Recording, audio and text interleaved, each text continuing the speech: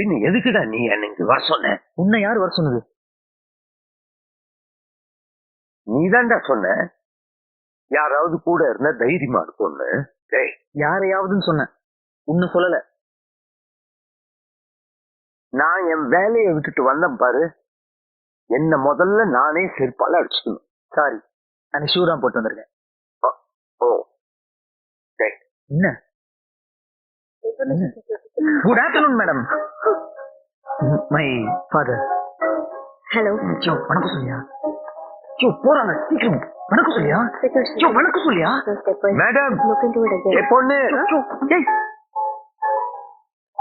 இவன் நிஜமாவே 2 exam pass பண்ணிட்டானா? ஏன் உனக்கு இவ்வளவு சந்தேகம்? நான் எதுக்குமே லாய்க்கலன்னு முடிவே பண்ணிட்டியா? இது வரைக்கும் நீ அப்படித்தானே இருந்த, உருப்படியா ஒரு வேலை செஞ்சிருக்கியா?